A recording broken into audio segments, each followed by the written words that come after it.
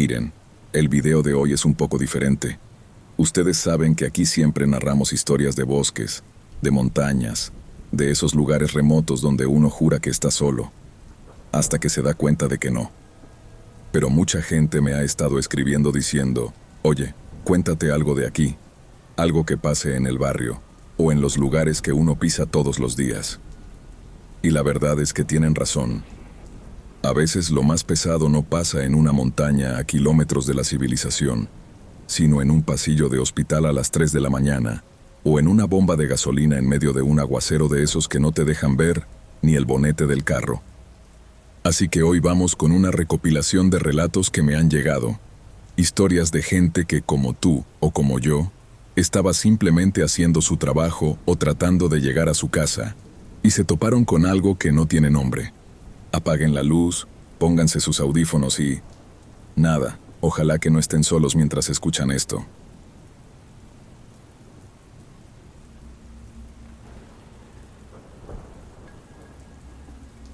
Esto pasó en el 2014, cuando yo todavía intentaba ganarme la vida sacando carbón en la zona de la Salina, allá por la Ciénaga de Zapata. Es un trabajo de mierda, te lo digo de una vez.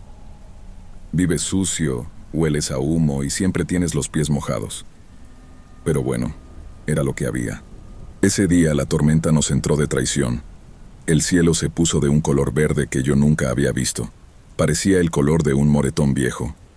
Mi bicitractor se quedó trabado en el fango y no hubo forma de sacarlo. Así que me refugié en un ranchito de yagua que usamos para guardar las herramientas. Era una estructura miserable, pero era eso, o que me partiera un rayo en medio del pantano. No sé qué hora sería, tal vez las 8. La lluvia golpeaba el techo de guano con una fuerza que te ponía los nervios de punta. Yo estaba sentado en un taburete, tratando de encender un cigarro para calmarme, pero la humedad era tanta que los fósforos ni prendían. En eso escuché un ruido que no cuadraba con la tormenta. Fue un chapoteo, pero pesado, como si alguien estuviera arrastrando una bolsa de cemento por el agua que ya cubría el piso del rancho. Al principio pensé que era un perro, o quizás un venado perdido, pero entonces el olor me dio de lleno en la cara. No era olor a animal. Era un olor químico, como si hubieran destapado un frasco de ácido o de algo que lleva muerto 1000 años en el fondo de una letrina. Me dio un asco que casi me hace devolver lo poco que había comido. Prendí la linterna, una de esas chinas que se le acaba la pila enseguida, y apunté hacia la puerta que apenas eran 3 tablas amarradas con alambre. Ahí fue cuando vi los dedos. Eran largos, negros, llenos de nudos como las raíces del mangle, y estaban rodeando el borde de la puerta. Se escuchaba el crujido de la madera, pero no era porque la estuvieran empujando, era porque la estaban apretando, como si quisieran exprimirla. Me quedé paralizado. El corazón me rebotaba contra las costillas. Entonces la cosa metió la cabeza. No tenía cara, o al menos no una que yo pudiera reconocer. Era una masa de carne grisácea, llena de fibras que se movían solas, y en el medio tenía una abertura vertical que no paraba de soltar un silbido. Psst, psst, como si tuviera un hueco en los pulmones. Pero lo peor, y esto es lo que no me deja dormir, es que en medio de esa abertura vi un ojo. Un ojo chiquito, de color gris, que se movía para todos lados con una desesperación loca. Ese ojo no era de un monstruo. Ese ojo era humano. La cosa dio un paso adentro y el rancho entero se inclinó. Era pesadísima. Yo manoteé lo primero que encontré, que fue mi machete viejo, y le solté un tajo a ciegas. Sentí que cortaba algo que se sentía como caucho viejo. La cosa no gritó. Lo que hizo fue soltar una ráfaga de sonidos, como si estuviera sintonizando una radio. Empezó a repetir pedazos de conversaciones, risas de niños y el ruido de un motor, todo mezclado en una cacofonía que me hizo caer de rodillas tapándome los oídos. No sé cómo, pero logré empujarla con los pies y salí corriendo por el hueco que dejó en la pared trasera. No me importó el fango, no me importó la tormenta. Corrí hasta que los pulmones me ardían, tropezando con raíces y hundiéndome hasta la cintura. Al día siguiente volví con un par de amigos porque tenía que recoger mis cosas. El rancho estaba en el suelo, como si un camión le hubiera pasado por encima. Mis herramientas estaban ahí, pero todas estaban cubiertas de una baba negra que se comió el metal en cuestión de horas. Las hojas del machete estaban dobladas, como si alguien las hubiera masticado. Lo más raro es que encontramos una bota vieja en el lodo, cerca de donde estaba la puerta. Era la bota de mi compadre que se había ahogado hacía 2 años en el canal. Estaba llena de esa misma baba negra y todavía tenía restos de algo que parecía, no sé, como tejido de raíz creciendo por dentro. Desde entonces no he vuelto a pisar la ciénaga. Me mudé a Matanzas y trabajo en una gasolinera. Mis manos siempre están limpias ahora, pero a veces, cuando hay mucha humedad y el cielo se pone gris, me paso horas lavándome los pies con cloro. Siento que el olor a fango no se me quita nunca, y me da pánico pensar que ese ojo gris me reconoció, y que todavía está allá abajo, esperando a que la próxima tormenta lo saque a buscar lo que le falta.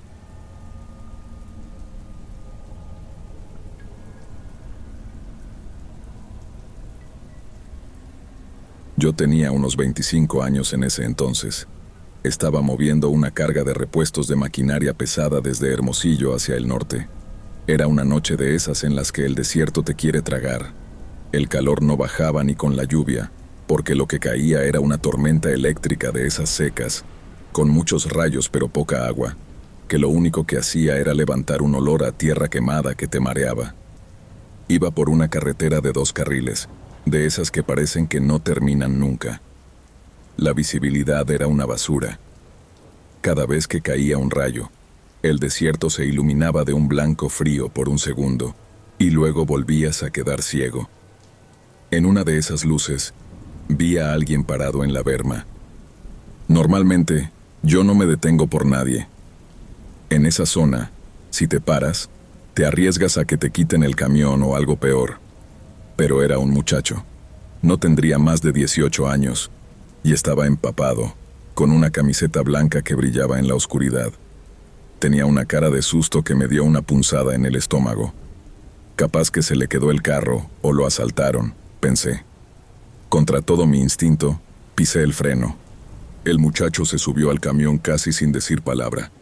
Tenía un olor raro, como a ozono y a ropa guardada en un sótano. «Gracias, jefe», me dijo con una voz muy bajita. «Me urge llegar al cruce». Yo le dije que no había problema, que yo iba para allá. Traté de sacarle plática para no dormirme, preguntándole de dónde venía o qué le había pasado, pero el tipo solo miraba por la ventana. Lo que me empezó a poner los pelos de punta fue que, cada vez que caía un rayo y la cabina se iluminaba, yo miraba por el retrovisor y no veía su reflejo. Pensé que era el ángulo, o que yo estaba muy cansado después de 12 horas manejando. Pero luego me fijé en sus manos. Las tenía puestas sobre las rodillas y los dedos eran, no sé cómo explicarlo, demasiado largos, como si tuviera un par de nudillos de más en cada dedo. ¿Está todo bien por allá atrás, compa?, le pregunté, tratando de sonar normal mientras mi mano buscaba una llave de cruz que siempre tengo debajo del asiento. El muchacho se giró lentamente. No sonrió, pero me miró fijo. Sus ojos no tenían ese brillo que tienen los ojos humanos cuando les da la luz del tablero.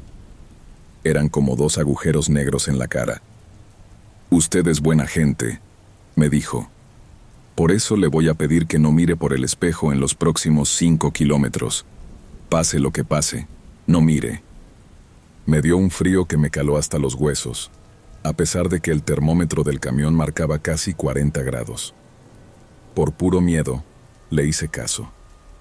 Clavé la vista en la carretera, apretando el volante hasta que me dolieron las manos. Empecé a escuchar ruidos en la parte de atrás del camión, en la caja de carga. Eran golpes secos, como si algo pesado se estuviera moviendo de un lado a otro. Y luego, el sonido de algo raspando el metal.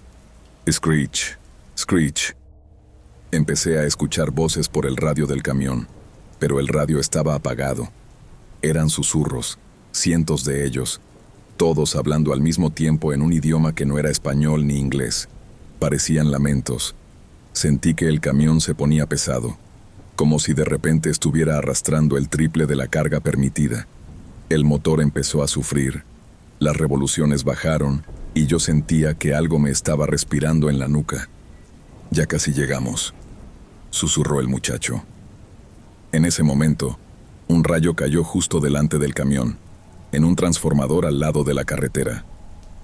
La explosión fue tan fuerte que me hizo perder el control por un segundo, y por puro instinto, miré el retrovisor lateral.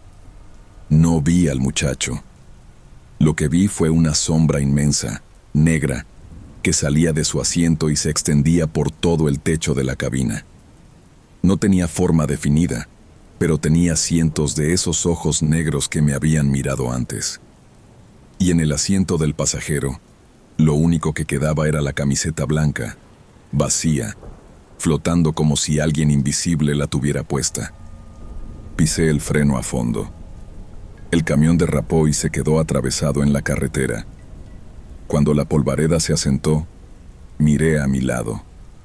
No había nadie. La puerta del pasajero estaba cerrada con seguro, tal como yo la había dejado. La camiseta blanca estaba tirada en el piso, pero cuando la toqué, se deshizo en mis manos como si fuera ceniza.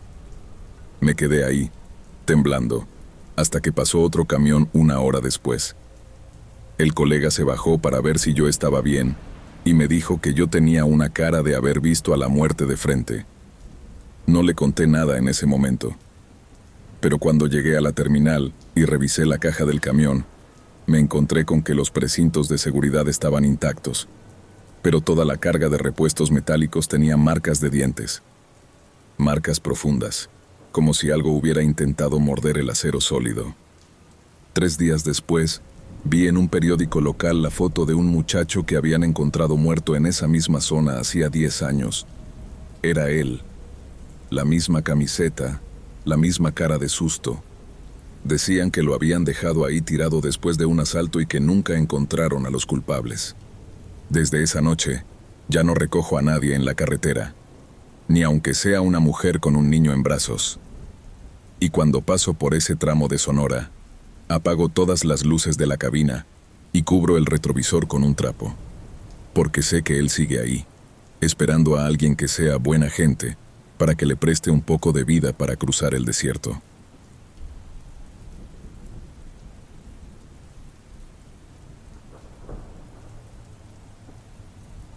Mira, yo he vivido aquí toda mi vida. He pasado por George, por David, por Fiona. Yo sé lo que es una tormenta. Sé cómo suena el viento cuando quiere arrancar las palmas de raíz. Pero lo que pasó esa noche de septiembre no fue solo clima. Fue algo que salió del agua cuando el mar decidió que ya no quería tenerlo adentro. Estaba cuidando una casa grande, una de esas villas de extranjeros que están metidas en lo más profundo de la costa, donde no hay vecinos ni nada, solo cocotales y acantilados. El dueño me pagó bien para que me quedara ahí, vigilando que nadie se metiera a robar mientras los vientos hacían lo suyo. Yo tenía mi radio, mi linterna grande y un machete que siempre mantengo bien amolado por si acaso. A eso de las 11 de la noche, la tormenta entró de verdad. La lluvia era tan densa que no podías ver ni a 2 metros. El viento hacía que las palmeras se doblaran hasta tocar el suelo, y el estruendo del mar era como si estuvieran disparando cañones uno tras otro. El oleaje estaba golpeando fuerte. La marejada ya estaba llegando al jardín de la casa. Estaba en la cocina, tomándome un café para no dormirme, cuando escuché un golpe.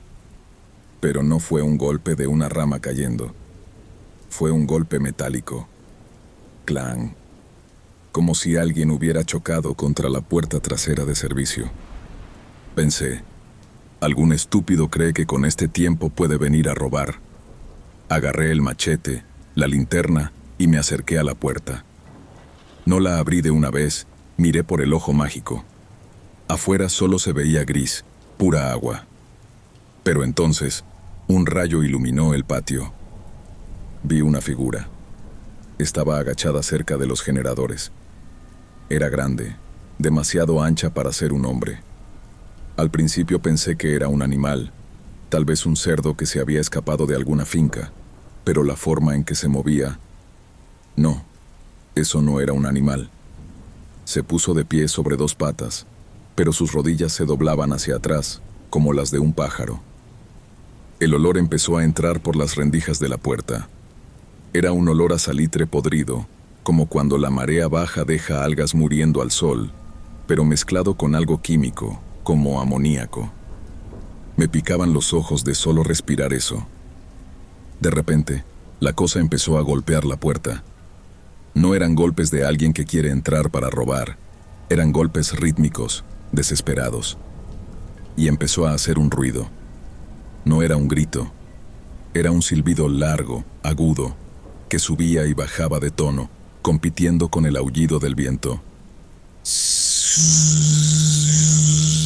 Yo estaba pegado a la puerta, sin saber qué hacer. Entonces, escuché algo que me detuvo el corazón. Una voz.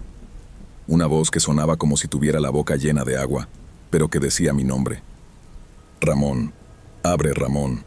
Hace frío. Se me heló la sangre. ¿Cómo carajo esa cosa sabía mi nombre? Me alejé de la puerta, retrocediendo hacia el salón de la villa, que tiene esos ventanales grandes de cristal reforzado. Cometí el error de apuntar con la linterna hacia afuera. La cosa estaba pegada al cristal. No tenía pelo. Su piel era de un color azul pálido, casi blanco, y estaba cubierta de una mucosidad transparente que la lluvia no lograba lavar. Tenía los brazos larguísimos, y donde deberían estar los dedos, tenía unas garras que parecían hechas de coral negro, afiladas y retorcidas. Pero la cara era lo que te hacía querer arrancarte los ojos. No tenía nariz. Solo dos hendiduras que se abrían y cerraban como agallas. Sus ojos eran inmensos, amarillos, con una pupila vertical que se dilataba con la luz de mi linterna.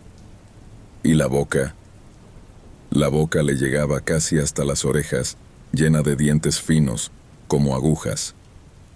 La cosa empezó a raspar el cristal con esas garras de coral. Screech.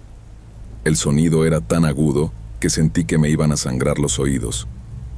Y seguía repitiendo mi nombre con esa voz ahogada. Me di cuenta de que no era que me conociera. Estaba imitando la voz de mi patrón, el dueño de la casa, que me había llamado por radio un par de horas antes. Esa cosa estaba escuchando, estaba aprendiendo. De repente, un golpe de mar más fuerte que los otros rompió parte de la valla del jardín y el agua entró con fuerza en la terraza. La criatura se asustó con el estruendo y dio un salto hacia el techo de la villa. Escuché sus garras clavándose en las tejas de arcilla. Clac, clac, clac. Estaba arriba mío. Me quedé en medio de la sala con el machete en una mano y la linterna en la otra, mirando al techo. Podía escuchar cómo se arrastraba de un lado a otro. El viento soplaba tan fuerte que la casa vibraba, y entre cada ráfaga escuchaba el silbido de esa cosa. Ramón, abre, Ramón. Está entrando el agua.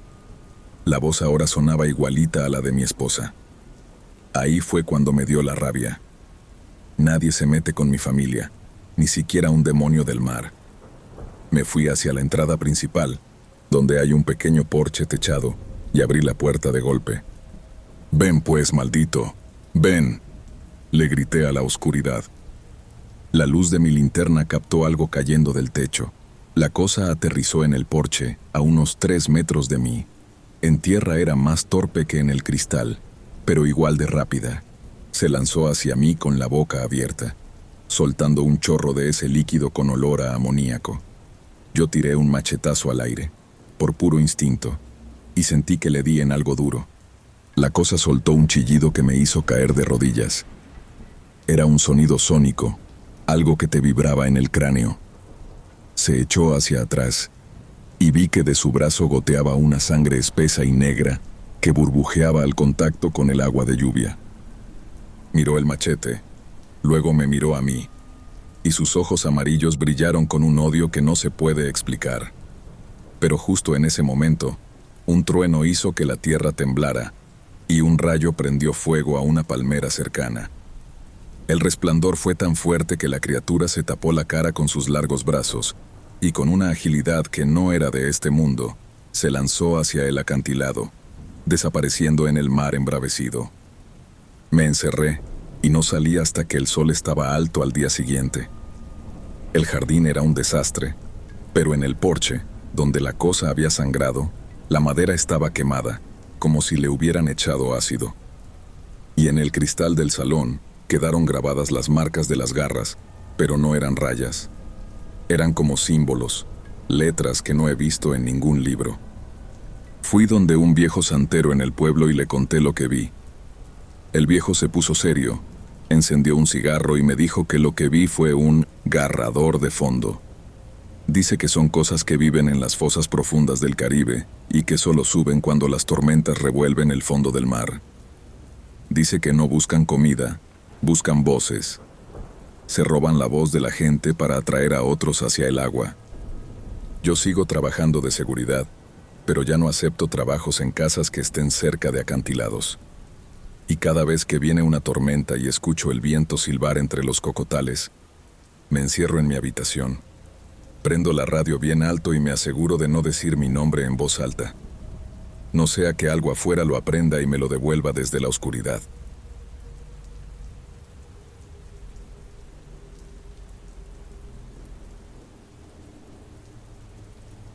Me llamo Julián, y en ese tiempo yo me creía que el diablo me tenía miedo a mí.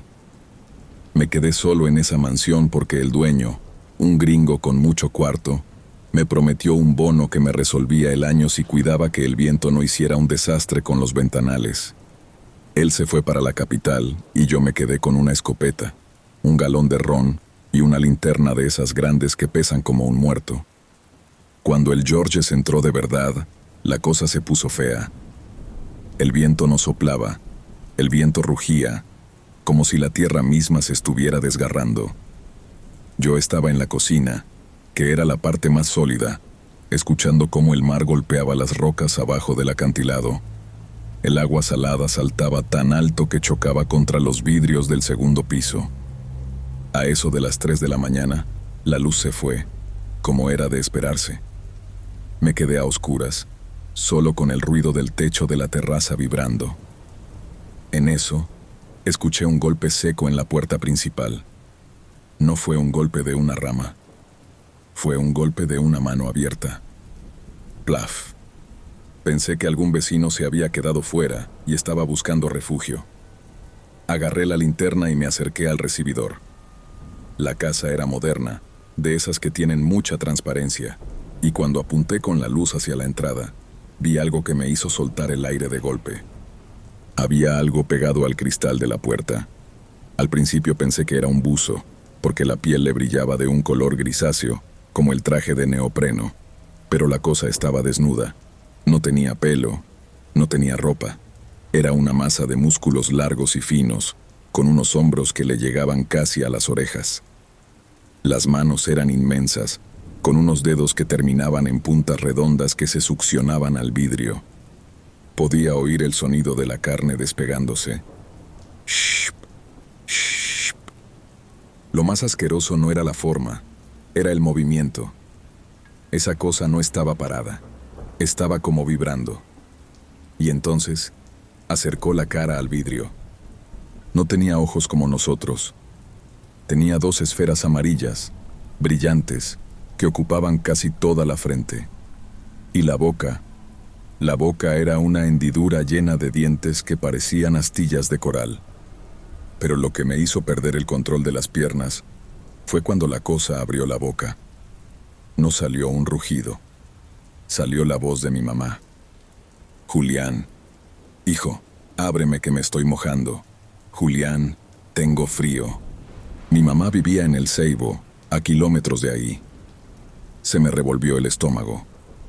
Esa cosa estaba usando la voz de ella, con el mismo tono de cuando me llamaba a comer, pero la voz salía como si tuviera la garganta llena de arena y agua de mar. Me alejé de la puerta tropezando con los muebles. La criatura, al ver que yo me movía, Empezó a golpear el cristal con la cabeza. El vidrio era blindado, pero esa cosa tenía una fuerza que no era de este mundo. Empezó a agrietarse el marco de metal. Yo agarré la escopeta, pero las manos me temblaban tanto que casi se me cae. «¡Vete al carajo!», grité, y disparé un cartuchazo al aire para ver si el estruendo la asustaba. La cosa se detuvo. Se quedó quieta un segundo, mirando hacia arriba, y luego soltó un silbido agudo que me hizo sangrar los oídos. Se subió por la pared de la casa como si fuera un lagarto, con una agilidad que te daba náuseas verla. Escuché sus garras, o lo que fuera que tuviera en los dedos, raspando el concreto del segundo piso. Subí las escaleras como un loco, pensando que iba a entrar por el balcón de la habitación principal. Cuando llegué y apunté con la linterna, vi que la criatura ya estaba en el barandal. Tenía el cuerpo arqueado hacia atrás y estaba mirando hacia el cielo, recibiendo toda la lluvia y los rayos en el pecho. Parecía que se estaba alimentando de la tormenta. Se giró hacia mí y me lanzó un chorro de un líquido negro por la boca. Me cayó un poco en la mano, la que tiene la cicatriz ahora, y sentí que me estaban echando plomo derretido. El dolor fue tan grande que solté la escopeta. La cosa saltó hacia adentro de la habitación, pero justo en ese momento, una ráfaga de viento de esas de huracán arrancó una de las persianas pesadas de madera y le dio de lleno en el costado, lanzándola de nuevo hacia el balcón. No esperé a ver si se levantaba. Me encerré en el baño de servicio, que no tenía ventanas, y puse el pestillo. Pasé el resto del huracán ahí metido, escuchando cómo esa cosa caminaba por el techo de la casa y repetía mi nombre con diferentes voces.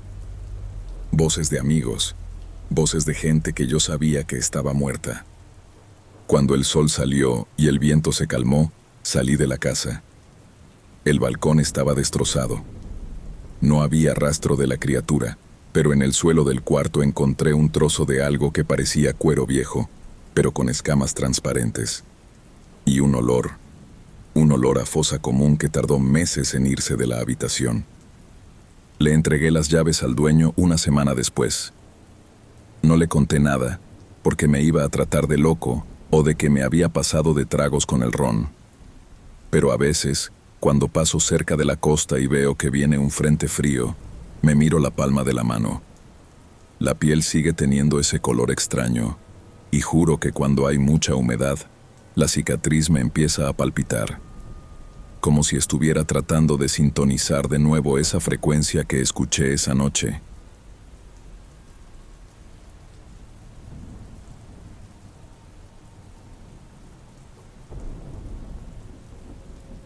Yo era el segundo oficial de máquinas en el Estrella del Sur.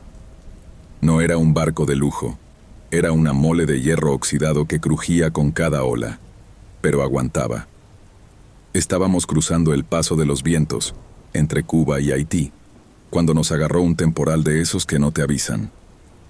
No era un huracán, pero el mar se puso de un color gris metálico, y las olas empezaron a saltar por encima de la cubierta de proa, como si quisieran partir el barco a la mitad.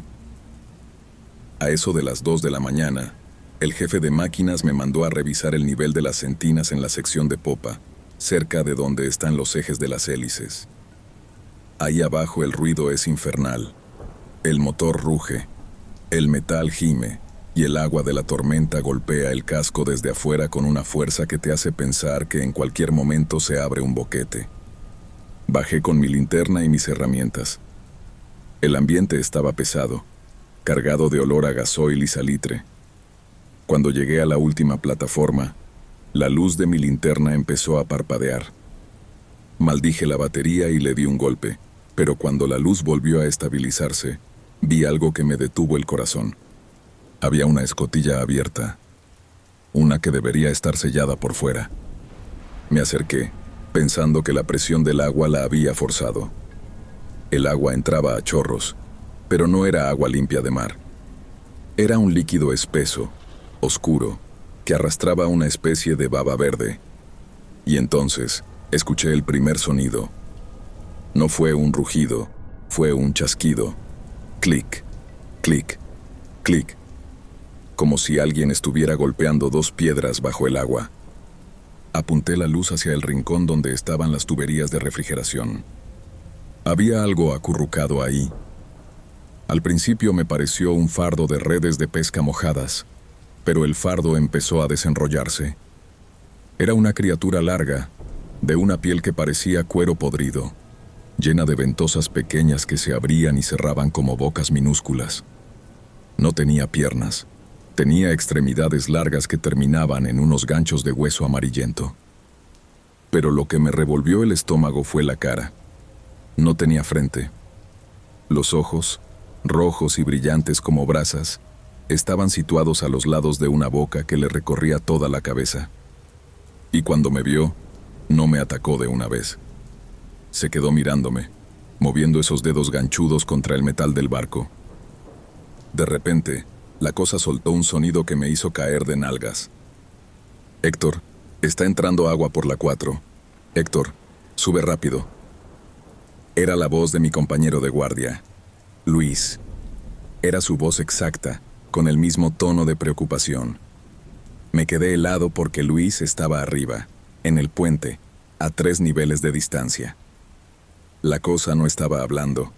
Estaba proyectando ese sonido desde su garganta, pero no movía los labios. Era como si el sonido saliera de las grietas de su piel. Traté de subir por la escalera de gato, pero la criatura fue más rápida. Con un salto que no hizo ni un ruido, se pegó a la pared de hierro y me bloqueó el paso. El olor que soltaba era insoportable, como amoníaco mezclado con algo muerto. Me lanzó un zarpazo y sentí el frío de sus garras enterrándose en mi brazo. No dolió al principio, solo sentí que el brazo se me dormía, como si me hubieran inyectado veneno. Le tiré con la linterna pesada a la cara. Le di de lleno en uno de esos ojos rojos y la cosa soltó un chillido que me reventó un tímpano. Sentí el hilo de sangre bajándome por la oreja. Aproveché que estaba aturdida y me deslicé por debajo de unas tuberías calientes, quemándome la espalda, pero no me importó. Corrí hacia la salida de emergencia, subiendo los peldaños de 3 en 3. Podía escuchar cómo esa cosa venía detrás de mí, trepando por el metal con una agilidad que ningún humano podría tener. Lo peor era que seguía usando la voz de Luis, pero ahora mezclada con la de mi madre. «Héctor, no corras. Héctor, ven a ayudarme». Llegué al nivel de cubierta y cerré la compuerta de acero con todas las fuerzas que me quedaban. Le pasé el cerrojo y me desplomé en el suelo, jadeando. Escuché cómo algo golpeaba la puerta desde el otro lado. Bam, bam, bam. Pero no eran golpes de puño. Eran golpes de algo blando pero inmensamente fuerte. Me quedé ahí hasta que amaneció y la tormenta bajó de intensidad. Cuando mis compañeros bajaron a buscarme, encontraron la compuerta abollada hacia afuera, como si alguien hubiera usado un gato hidráulico para intentar abrirla. Bajamos a la sala de máquinas con el capitán y otros 3 tipos armados con tubos de hierro. No encontramos nada. La escotilla de popa estaba cerrada, pero el metal estaba cubierto de esa misma baba negra que yo había visto. Y en el suelo, encontramos algo que al capitán lo puso pálido. Eran restos de ropa de trabajo, vieja, de un uniforme que la compañía no usaba desde hacía 30 años. Estaban llenos de escamas transparentes que todavía vibraban. Héctor terminó su café y me miró a los ojos. Me dijo que el capitán le hizo firmar un papel diciendo que fue un accidente con una tubería de vapor que explotó. Por eso la cicatriz parece una quemadura. Pero él sabe.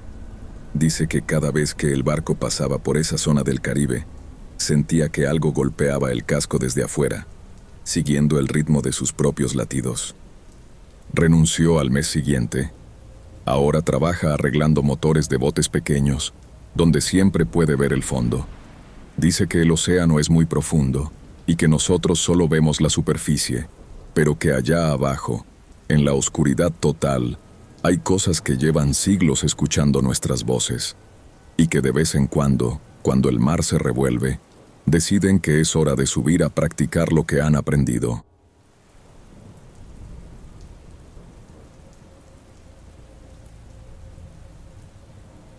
Esta historia me la contó un viejo colega de la universidad, un tipo que estudió medicina pero que terminó dejando la carrera a mitad de camino para meterse a trabajar en mantenimiento de hospitales. Es de esos hombres que no creen en nada que no puedan tocar con la mano, pero la última vez que nos vimos, en un velorio precisamente, me confesó por qué nunca volvió a pisar el Hospital Regional de Santiago, allá en República Dominicana. Me pidió que no diera nombres reales, así que vamos a decirle el Hospital del Norte. Es una mole de concreto de los años 60, con pasillos que parecen túneles, y un sistema de tuberías que siempre está goteando algo que no es precisamente agua.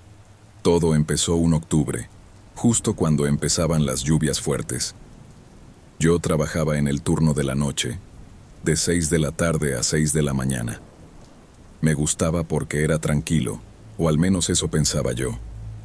Mi trabajo era básicamente dar vueltas con una caja de herramientas, arreglar bombillos que parpadeaban o destapar algún baño en el área de emergencias. Ese hospital siempre ha tenido una vibra extraña.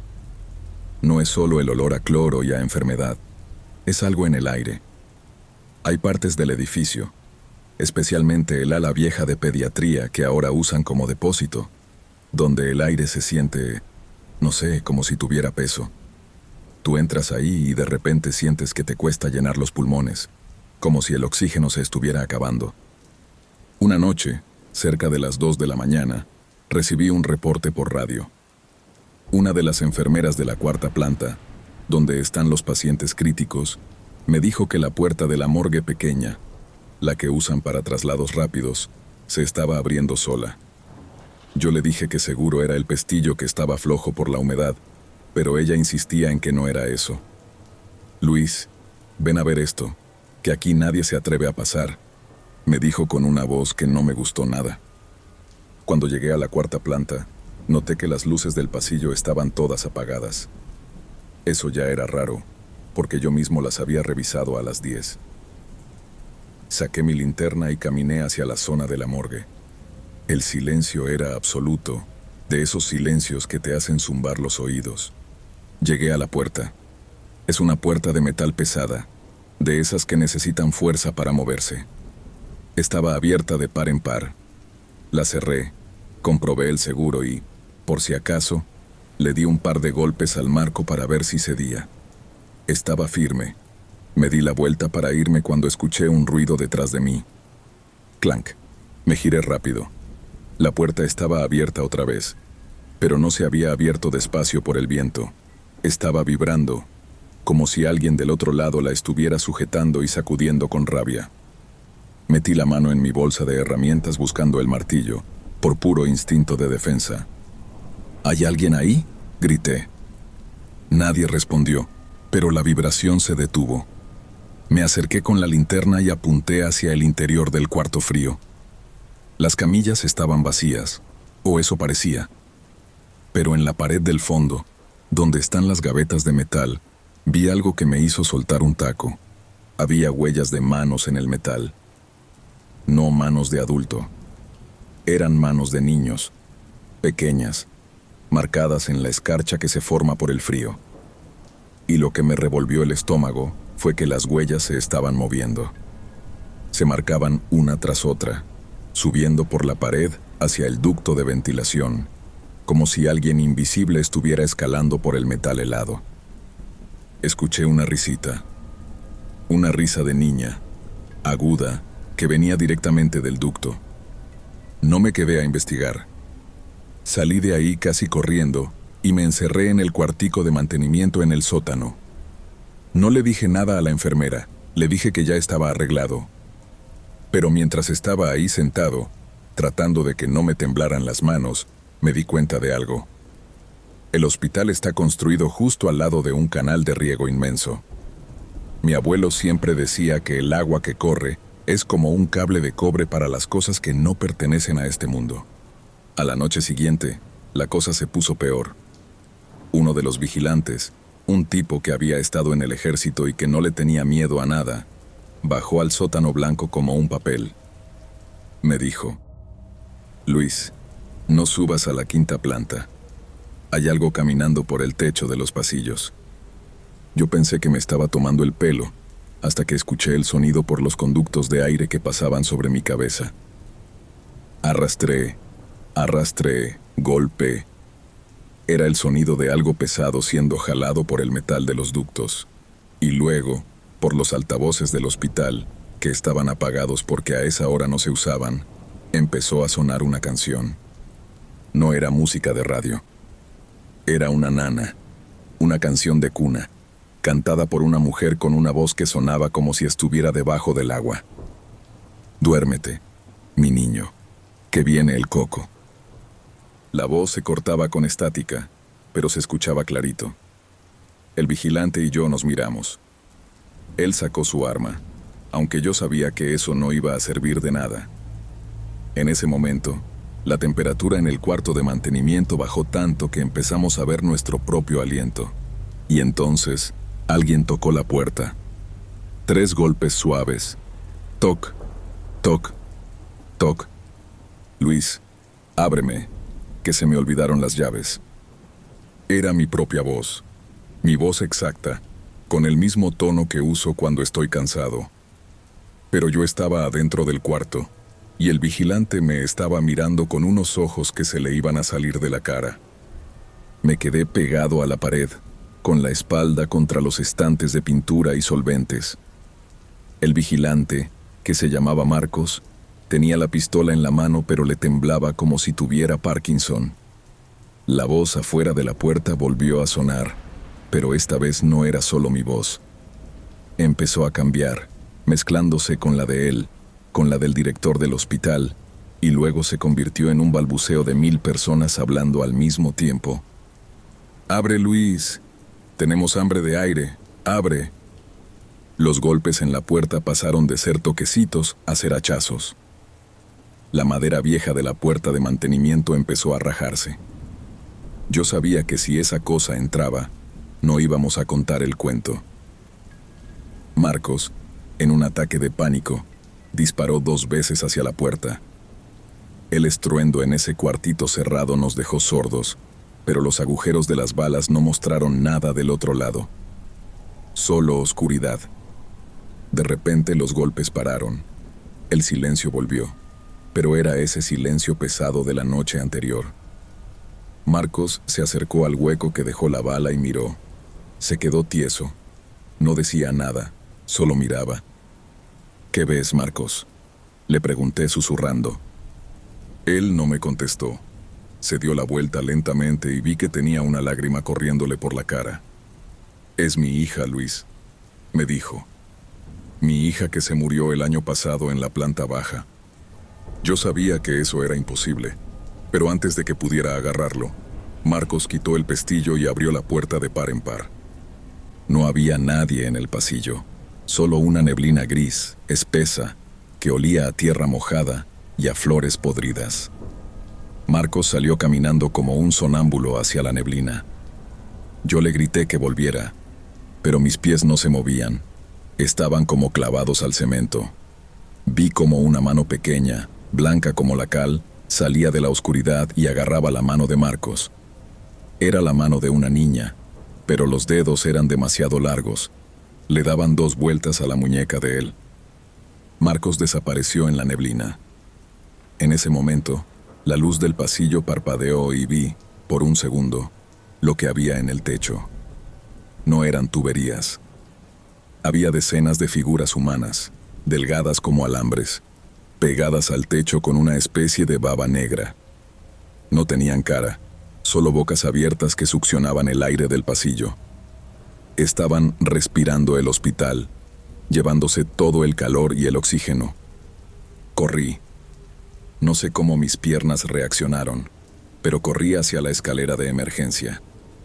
No usé el ascensor porque sabía que si se trababa ahí dentro, estaba muerto. Mientras subía, escuchaba los pasos de cientos de pies descalzos subiendo detrás de mí. Plap, plap, plap. Y las risas. Esa risita de niña que había escuchado en la morgue, ahora estaba en todas partes. Llegué a la recepción de emergencias jadeando. Las enfermeras me miraron como si estuviera loco. «¡Marcos se lo llevaron!», grité. Ellas se miraron entre sí con una cara de cansancio que nunca voy a olvidar. Una de las más viejas, doña Clara, se me acercó y me puso una mano en el hombro. «Luis, vete a casa», me dijo bajito. «Marcos no está en el turno de hoy. Marcos se retiró hace meses porque no aguantaba los ruidos». Sentí que el piso se me abría. Yo había estado hablando con él, lo vi disparar, vi los casquillos en el suelo. Pero cuando miré mi mano, no tenía manchas de pólvora ni nada. Salí del hospital bajo la lluvia y no volví ni a cobrar mi liquidación. Semanas después, me enteré por un primo que trabaja en la morgue central que encontraron a un hombre con el uniforme de seguridad del hospital flotando en el canal de riego que pasa por detrás del edificio. Dicen que no se ahogó. Los pulmones estaban vacíos, colapsados, como si alguien le hubiera succionado todo el aire desde adentro. Lo más extraño es que en el reporte decía que el cadáver tenía marcas de manos pequeñas en todo el cuerpo. Huellas de manos de niños, quemadas en la piel como si fueran de hielo. Ahora, cada vez que paso cerca de un hospital grande, o cuando escucho que el aire acondicionado de un edificio empieza a silbar de forma extraña, me tapo la boca y la nariz. No es por los gérmenes. Es porque sé que hay cosas allá afuera que no tienen pulmones propios y que se pasan la eternidad buscando a alguien que les preste un poco de aliento para seguir existiendo en las sombras.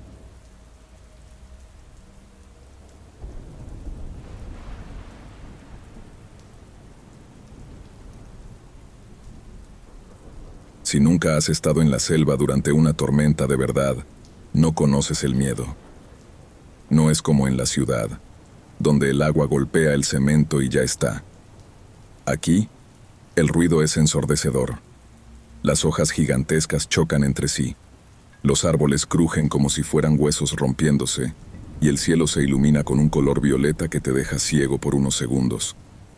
Yo estaba ahí por una sesión de fotos para una revista. Me confié. El cielo estaba despejado a las 4. Pero a las 5 la humedad se podía cortar con un cuchillo y para las 6 el mundo se había vuelto negro. No alcancé a volver al campamento base. El camino de tierra roja se convirtió en un río de barro en cuestión de minutos. Divisé una construcción de madera, vieja, con el techo de chapa todo picado por el óxido, y me metí sin pensarlo. La cabaña olía a moho y a madera podrida. Me senté en un rincón, tratando de proteger mi equipo, esperando que la tormenta amainara. Pero la lluvia no paraba. Golpeaba la chapa con una violencia que me hacía vibrar los dientes. Taca-taca, taca-taca. Era un ritmo frenético. A eso de las 9 de la noche, un rayo cayó tan cerca que sentí la electricidad en los pelos de los brazos. La luz iluminó todo el interior de la cabaña por un segundo. Y ahí fue cuando lo vi. Había una marca de agua en el suelo, pero no era un charco normal. Era una huella de un pie descalzo, pero demasiado ancho, con los dedos unidos por una membrana fina. La huella empezaba en la puerta, que yo había cerrado con un pestillo oxidado, y se dirigía hacia el fondo, hacia donde había una vieja tina de hierro. Encendí mi linterna pequeña. El haz de luz era débil, pero suficiente para ver que el rastro estaba fresco. El agua de las huellas era oscura, casi negra, y tenía un olor. Dios, era como el olor de un pez muerto que se ha quedado al sol, mezclado con el lodo del fondo del río. Escuché un chapoteo. Venía de la tina. Me puse de pie, muy lento. El piso de madera gemía bajo mis botas. «¿Hola?», pregunté. Mi voz sonó pequeña, ridícula frente al rugido de la lluvia afuera. El chapoteo se detuvo. Me acerqué a la tina. Estaba llena de agua de lluvia que se colaba por un agujero enorme en el techo. El agua estaba turbia. Me asomé y, al principio, no vi nada.